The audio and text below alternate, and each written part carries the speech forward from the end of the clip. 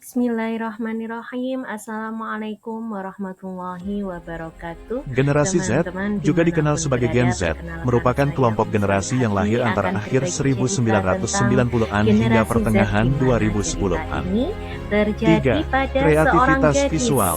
Karena yang paparan yang luas tinggal terhadap gambar dan tidak video di jauh media sosial, dari generasi Z memiliki tempat kreativitas visual tinggal yang kuat saya. dalam Namun, berkomunikasi dan sebelum mengekspresikan diri. kita 4. lanjut ke Sosial dan ceritanya, aktivis. kita Generasi terlebih Z umumnya peduli dahulu terhadap isu-isu sosial mengetahui dan apa lingkungan. sih Mereka sering Gen terlibat Z dalam aksi atau protes, generasi Z kampanye ini. online, dan upaya Generasi Z untuk adalah menciptakan orang-orang perubahan yang lahir pada positif. tahun 5. 1995 Belajar sampai mandiri. pertengahan 2010. Keterampilan Dan pencarian jumlah generasi informasi Z sampai online saat membuat ini generasi sudah Z mencapai angka cenderung belajar 68 mandiri, juta jiwa mencari atau jawaban 2 kali atas lipat dari pertanyaan generasi mereka X. melalui Sedangkan di internet. seluruh dunia, generasi Z sudah mencapai 2,5 miliar jiwa. Kalau generasi milenial hadir saat peralihan teknologi analog ke teknologi digital, generasi Z ini berbeda sama generasi milenial. Mereka lahir di tengah perkembangan teknologi yang sudah maju dan tumbuh dengan menikmati teknologi tersebut. Makanya, para ahli menyebutkan generasi Z ini sebagai generasi net. Karena perbedaan ini, generasi Z lebih unggul dan serba bisa dalam teknologi. Selain itu, generasi Z jauh lebih cakap dan awas terhadap sisi negatif teknologi. Sementara milenial rawan terkena efek negatif teknologi seperti hoax karena tumbuh di zaman transisi teknologi. Menurut pakar psikolog yang mendalami perkembangan generasi, Zin Twenty menyebutkan kalau generasi Z ini nggak bisa disamakan dengan generasi milenial. Kok begitu sih? Karena generasi Z punya karakteristik yang berbeda, geng. Nah, seperti apa sih karakteristik generasi Z ini? Pertama adalah digital native. Generasi Z lahir dalam situasi perkembangan teknologi dan tumbuh dengan dunia digital. Jadi, sedari kecil sudah terkoneksi secara digital. Yang kedua, generasi Z ini ambisius untuk mencapai kesuksesan.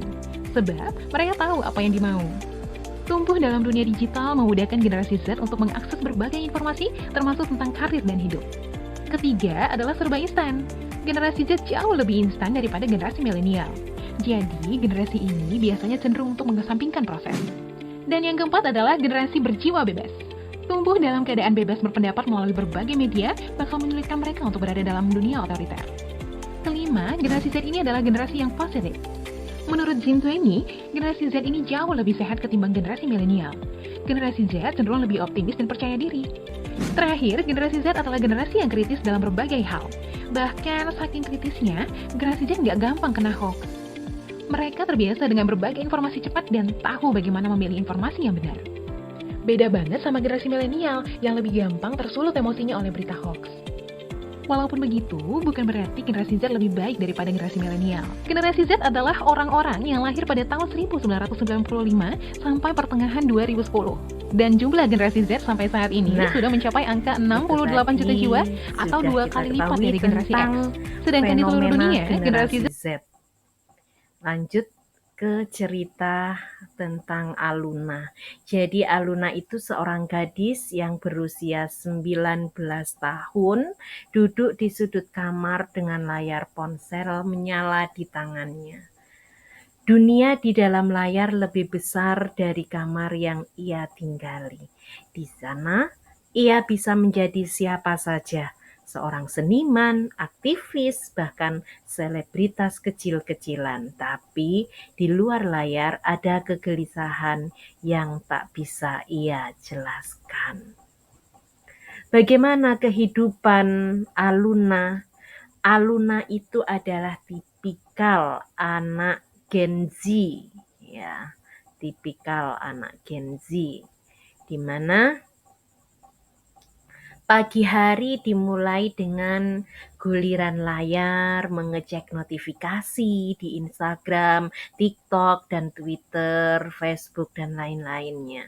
Di dunia digital, ia merasa hidup teman-temannya sebagian besar yang belum pernah ia temui di dunia nyata selalu ada untuk mendukungnya. Namun, setiap kali ia melihat foto-foto sempurna dari selebritas atau teman-teman online-nya, ada perasaan aneh yang muncul. Kenapa aku tidak secantik mereka? Kenapa hidupku tidak sebaik itu? Gumamnya. Meski ia tahu bahwa banyak dari foto-foto itu hanyalah hasil editan. Aluna mencoba membuat konten sendiri. Ia mulai memposting video menari di TikTok, dan membagikan foto seni digitalnya di Instagram. Dalam waktu singkat, beberapa video mendapatkan ribuan likes. Ia merasa diakui, bahkan dipuji-puji. Namun, kegembiraan itu tidak bertahan lama. Ketika video berikutnya tidak mendapatkan perhatian yang sama, ia merasa gagal. Apa aku tidak cukup baik, pikirnya. Setiap kali ia melihat teman-teman yang lagi yang viral nih, rasa minder semakin dalam. Ini ada dampak kesehatan mental di ujung tanduk yang terjadi pada Aluna. Suatu malam, Aluna membaca komentar negatif di salah satu video yang ia buat. Ini jelek banget, kenapa kamu buang-buang waktu? Tulis komentar itu. Komentar itu menusuk hati Aluna. Ia mencoba tidak peduli, tetapi kata-kata itu terus terngiang di kepalanya. Kasihan sekali ya. Aluna mulai merasa lelah dengan media sosial, tetapi ia tidak bisa berhenti. Ada rasa takut tertinggal atau yang disebut FOMO, fear of missing out. Ia merasa harus terus online, mengikuti tren dan menjadi relevan meskipun itu melelahkan. Suatu hari, Aluna bergabung dengan sesi webinar tentang kesehatan mental.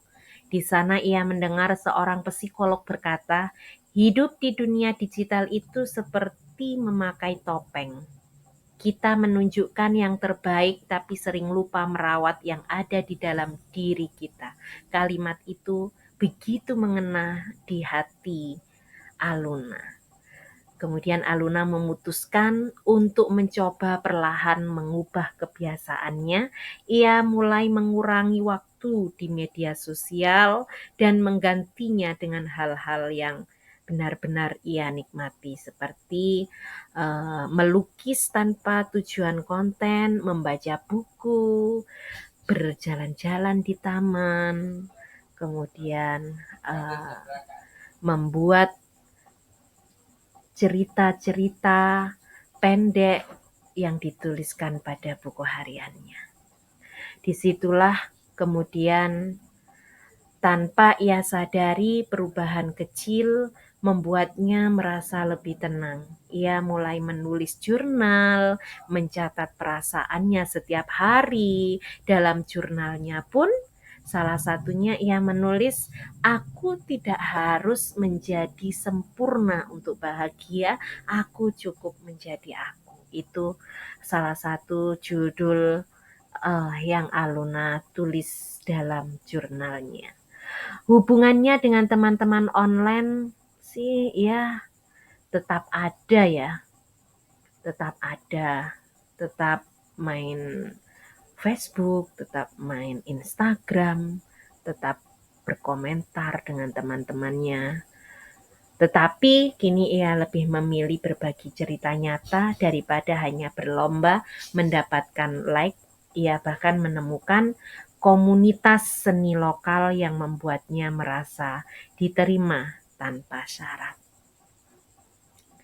Dunia digital tetap ada, tetapi kini Aluna tidak lagi terjebak di dalamnya. Ia belajar bahwa menjadi Gen Z bukanlah tetap terus-menerus membuktikan diri di layar, melainkan tentang menemukan keseimbangan.